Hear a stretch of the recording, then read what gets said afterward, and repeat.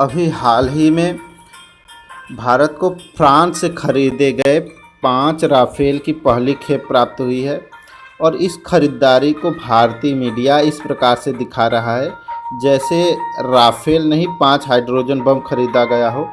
और भारतीय मीडिया की मानसिकता ऐसी है कि वह चीज़ों को बढ़ा चढ़ाकर अलौकिक ढंग से प्रस्तुत करता है।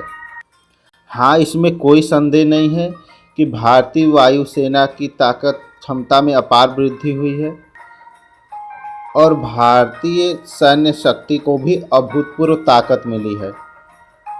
तो एक भारतीय नागरिक होने के नाते हम राफेल संबंधी उन सभी सूचनाओं को जानने का प्रयास करेंगे जो एक सामान्य व्यक्ति को भी जानना चाहिए। तो आज इस चर्चा में हम राफेल की सारी बातों को जानने का प्रयास करेंगे कि राफेल क्या है, इसकी विशेषताएं क्या है और लगभग ये जब से इसकी डील हुई तब से ये विवाद का विषय बना रहा है और किन देशों के पास अब तक ये विमान है और हमारे पड़ोसी देश की क्या प्रतिक्रिया है। तो आइए समझते हैं राफेल की उन सभी बातों को। तो राफेल एक फ्रेंच भाषा का शब्द है जिसका अर्थ होता है तूफान। और राफेल क्या है? तो राफेल एक लड़ाकू विमान है जिसका निर्माण फ्रांस की डसाल्ट कंपनी करती है। तो ये इतना चर्चा में क्यों है? क्योंकि एक राफेल पिछले वर्ष फ्रांस से आया था और अभी हाल ही में 5 राफेल की पहली खेप प्राप्त हुई है भारत को। तो ये काफ़ी चर्चा का विषय है। तो अब राफेल 5 आने से भारत में अब 5 सुपरसोनिक राफेल ये आए हैं और एक पहले था, तो अब कुल 6 लड़ाकू विमान हो गई है। और फ्रांस निर्मित राफेल का पहला विमान RB001 भारत को पिछले वर्ष अक्टूबर में ही प्राप्त हो गया था। तो भारतीय मीडिया में तो इतना जो बढ़ा चढ़ा कर बताया जा रहा है, तो निश्चित तौर पर इसमें बहुत बड़ी खासियत है और हमारे पड़ोसी देशों के पास भी ऐसा कोई विमान नहीं है। तो आइए जानते हैं कि राफेल इतना खास क्यों है। राफेल 4.5 जनरेशन का मल्टी रोल कम्बैट एयरक्राफ्ट है जो आकाश से ज़मीन पर और आकाश से आकाश दोनों में ही दुश्मन पर धावा बोलने में सक्षम है। राफेल को दुनिया का सबसे ताकतवर लड़ाकू विमान माना जाता है। बिना लोड के राफेल का वजन 10 टन है और अगर इस पर मिसाइल आदि लोड कर दिया जाए तो इसका वजन 25 टन तक हो जाता है। और इसकी स्पीड इतनी है कि यह 1 मिनट में 60,000 फीट की ऊंचाई पर जा सकता है। और राफेल की अधिकतम गति 3130 किलोमीटर प्रति घंटे की चाल से ये चल सकता है। ये 2130 मीटर तक है। और राफेल की सबसे बड़ी खासियत यह है कि इसमें स्टील्थ टेक्नोलॉजी है। तो स्टील्थ टेक्नोलॉजी का मतलब यह है कि ये दुश्मन के रडार को चकमा देने में सक्षम है, यानी दुश्मन का रडार इसे आसानी से डिटेक्ट नहीं कर सकता। राफेल विमान का कॉम्बैट रेडियस 3700 किलोमीटर है। इसका अर्थ ये है कि ये अपनी उड़ान वाली जगह से इतनी दूर हमला कर वापस लौट सकता है। राफेल विमान अपने साथ कई मिसाइलों को लेकर उड़ान भर सकता है। इस विमान में हवा में ही ईंधन भरने की क्षमता है, इसलिए एक ही समय में अधिक दूरी तक ये जा सकता है। एक बार ईंधन भरने पर 10 घंटे तक लगातार उड़ान भर सकता है, अर्थात इसे ईंधन भरने के लिए वापस ज़मीन पर नहीं आना पड़ेगा। ये हवा में ही ईंधन भर सकता है। इसमें सबसे खास बात यह है कि राफेल जेट, मीटियोर, स्कैल्प और VBR जैसे अति आधुनिक मिसाइलों और हथियारों से लैस है। इसकी रडार प्रणाली भी बेहद मजबूत है और यह परमाणु मिसाइलों के संचालन की भी पूरी क्षमता रखता है। राफेल में जो हवा से हवा में और हवा से ज़मीन में निशाना लगाने की क्षमता है, वैसी क्षमता फ़िलहाल चीन और पाकिस्तान दोनों ही वायुसेना के किसी भी एयरक्राफ्ट में नहीं है, जिसके चलते भारत इन दोनों पड़ोसी देशों से कहीं आगे है। तो राफेल में कौन कौन से मिसाइल है, आइए इसको जानते हैं। तो पहला है राफेल में scalp missile, meteor missile, hammer missile. ये सभी मिसाइलों को ये ले जाने में सक्षम है। अब हम राफेल के उन विवादों पर चर्चा करेंगे जो पिछले वर्षों से काफ़ी चर्चा में रहा है और विपक्ष इस राफेल पर विवाद को लेकर सरकार पर कई आरोप लगाते चला आ रहा है। तो आइए जानते हैं राफेल के उन सभी विवादों को। दरअसल भारत ने वर्ष 2007 में ही 126 medium multi role combat aircraft को खरीदने की प्रक्रिया शुरू की थी। लंबी प्रक्रिया के बाद वर्ष 2012 में हिंदुस्तान एरोनॉटिक्स लिमिटेड तथा फ्रांसीसी कंपनी डसाल्ट के बीच ये समझौता हुआ था। इस समझौते के अंतर्गत इस बात पर सहमति हुई थी कि 18 विमान फ्रांसीसी कंपनी द्वारा निर्मित किए जाएंगे, जबकि शेष 108 कंपनी HAL द्वारा भारत में निर्मित किए जाएंगे। इस समझौते में यह भी शामिल था कि फ्रांसीसी कंपनी डसाल्ट भारत को राफेल के संबंध में प्रौद्योगिकी का हस्तांतरण भी करेगी।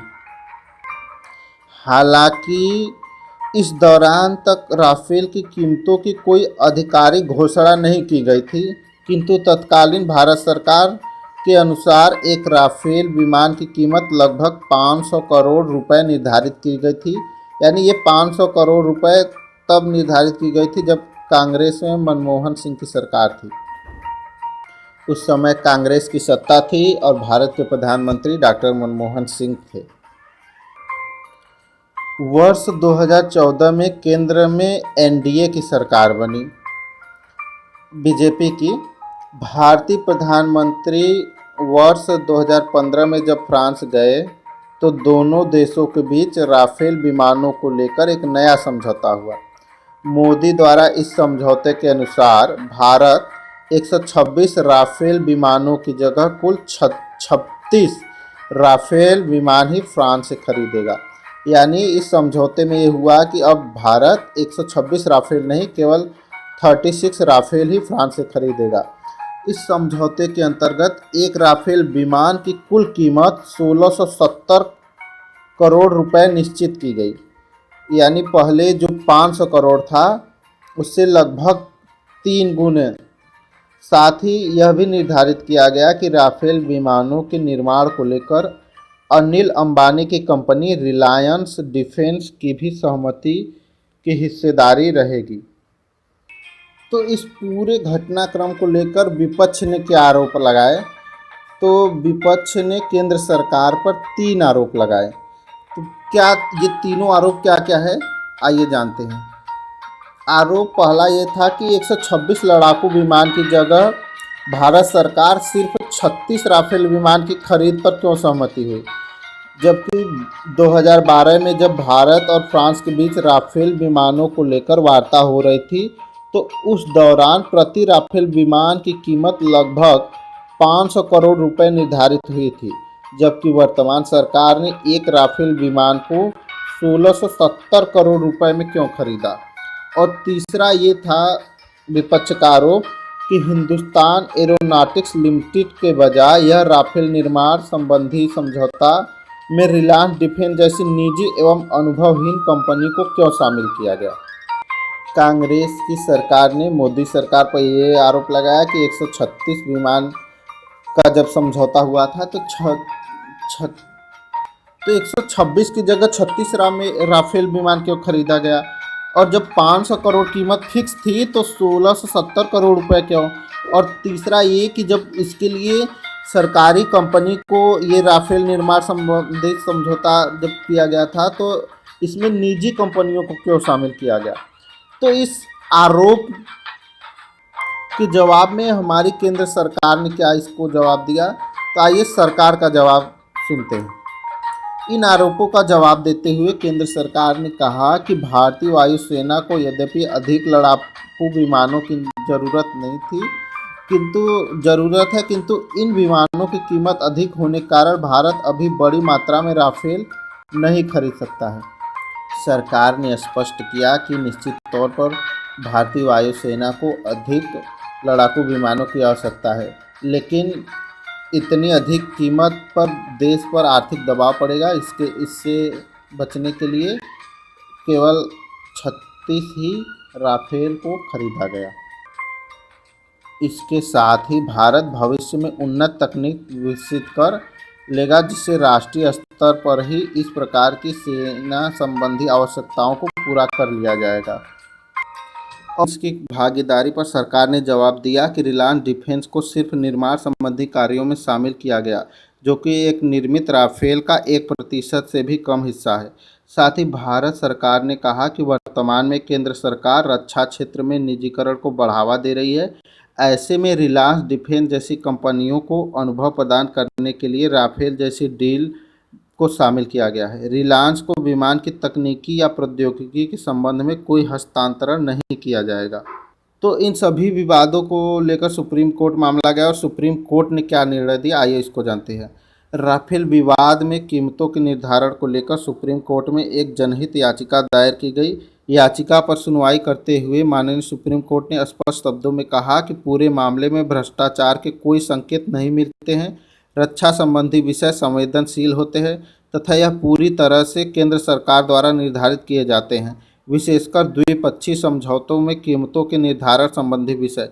इस प्रकार सुप्रीम कोर्ट ने राफेल विवाद में केंद्र सरकार के पक्ष में फैसला सुनाते हुए पूरे मामले को स्पष्ट करने के साथ विवाद का अंत कर दिया। तो राफेल के बारे में और कुछ मुख्य बातें हम जान लेते हैं। अब तक किन देशों के पास ये राफेल है? तो राफेल की ताकत हासिल करने वाला भारत दुनिया का केवल चौथा देश है। फ्रांस के अलावा मिस्र और कतर के पास भी ये विमान है। भारत फ्रांस राफेल समझौता। भारत ने वर्ष 2016 को फ्रांसीसी एरोस्पेस कंपनी दसाल्ट एविएशन से 36 राफेल लड़ाकू विमान खरीदने के लिए 59,000 करोड़ रुपए का सौदा किया है। राफेल ने जो 36 राफेल विमान खरीदे हैं भारत ने, उसमें से 30 लड़ाकू विमान जबकि 6 ट्रेनर विमान हैं। वर्ष 2022 के अंत तक भारत को सभी राफेल विमान फ्रांस से मिल जाएंगे। मीटियार मिसाइल से युक्त राफेल लड़ाकू विमान भारत की वायु क्षमताओं को बढ़ाएंगे, लेकिन 36 राफेल विमान भारतीय वायुसेना की ज़रूरत को पूरा नहीं कर सकते। 36 राफेल लड़ाकू विमान अकेले वायुसेना की ज़रूरत को पूरा नहीं कर सकते। हमें वायु शक्ति को बेहतर प्रयोग के लिए 30 और सुखोई विमान को स्वदेश निर्मित अस्त्र मिसाइल द्वारा MiG-29 जैसे अन्य लड़ाकू विमान को इस्तेमाल करने की क्षमता की ज़रूरत है। तो हमारी पड़ोसी देश की इस पर क्या प्रतिक्रिया रही, पाकिस्तान इस पर क्या कहता है, आइए समझते हैं। भारत अपनी रक्षा ज़रूरतों से कहीं ज़्यादा हथियार जुटाने में लगा हुआ है।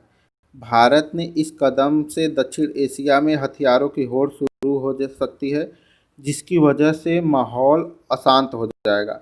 भारत अब दूसरा सबसे बड़ा हथियारों का आयातक देश बन गया है। यह दक्षिण एशिया में रणनीतिक स्थिरता को बुरी तरह से प्रभावित कर रहा है। पाकिस्तान ने कहा कि पाकिस्तान के पास 80 के दशक में अमेरिका के बने F-16 विमान है, जो कहीं से भी राफेल के मुकाबले में खरा नहीं उतरता। पाकिस्तान के पास राफेल की टक्कर का कोई विमान नहीं है। पाकिस्तान के पास F-16 है, लेकिन अकेला राफेल 2 F-16 के बराबर है। भारत के पास अभी जो फाइटर प्लेन जैसे MiG-29, मिराज, सुखोई 30 है, इसकी तुलना में राफेल का एक जनरेशन का फाइटर प्लेन है जो टारगेट को आसानी से भेद सकता है और पड़ोसी देशों पर एयर स्ट्राइक कर सकता है।